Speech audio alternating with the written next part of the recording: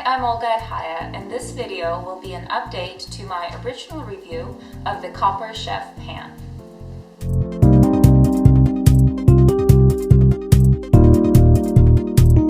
For those of you that haven't seen HighYa's original review of the Copper Chef pan, be sure to go and check that video out. However, since that video was posted, there has been a number of concerns that users have brought up regarding this pan.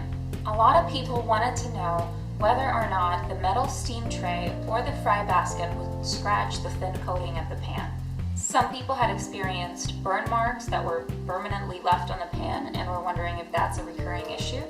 There were also complaints of food having a metallic taste after being prepared in the Copper Chef, as well as other people wanting to know how well the pan held up after being washed in the dishwasher several times. And finally, many wanted to know if the pan continued to be truly non-stick even after several uses. So now that I had a few more weeks to test out the Copper Chef, I want to specifically address those concerns. I want to start out by saying that after only a few uses, I began noticing small scratches along the rim of the pan. Now, I haven't been using anything metal with this pan, especially around the rim, so I can only assume that this happened as a result of the copper pan coming in contact with either the lid or other pans in my pantry. There were also a few nicks on the surface of the pan and quite a bit of scratches on the bottom. And this too had to occur simply from the pan touching the stovetop. So as you can see, this pan scratches very easily. It really doesn't take much for the top coat to either scratch or chip. Now to address some of your concerns. A lot of people expressed concerns about using the metal steam tray or fry basket with this pan. If the coating on this pan is so thin and scratches so easily, it's entirely reasonable to assume that they will also scratch the surface of this pan. Now, the fry basket never really touches the bottom of this pan, so I don't think you have to worry about it scratching the surface.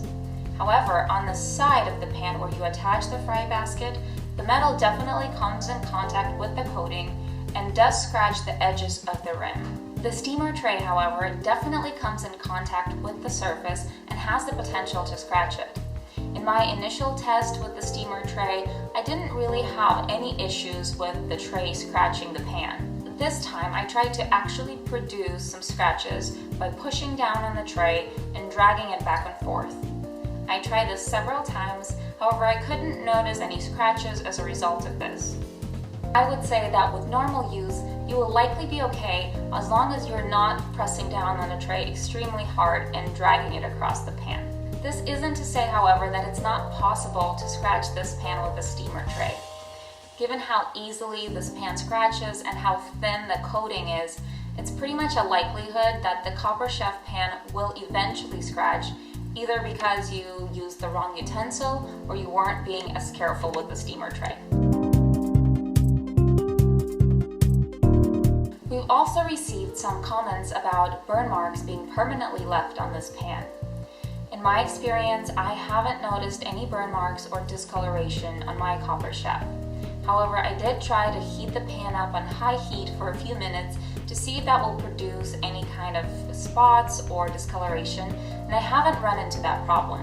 Having said that though, it might be a good thing to keep in the back of your mind when considering this pan, since this problem does seem to come up every so often.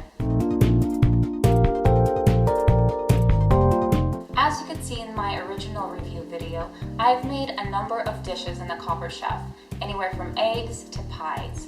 I haven't noticed a metallic taste in any of the dishes that I made then, and throughout my experience using it the past few weeks, I also haven't noticed anything being off or tasting metallic in the foods that I made with this pan. Another interesting question that comes up is how well the Copper Chef holds up after being washed in the dishwasher. Now, the Copper Chef website claims that this pan is dishwasher safe. After a few cycles in the dishwasher, my Copper Chef pan still seems to be in fair condition. The dishwasher cycles didn't seem to do any damage to the pan, at least as far as I can see. Finally, a lot of users complained that this pan stops being non-stick after just a few uses.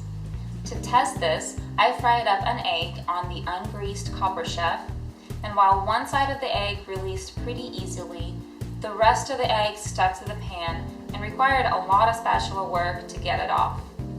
It definitely didn't slide off the pan effortlessly. Now, I also wanted to recreate the omelet test to see if this pan would perform the same way it did when I tested it the very first time. If you remember from my original Copper Chef review, the omelet came off the pan effortlessly and left the Copper Chef virtually clean. In my most recent experiment, I got very different results. The egg stuck to the pan and was very difficult to remove.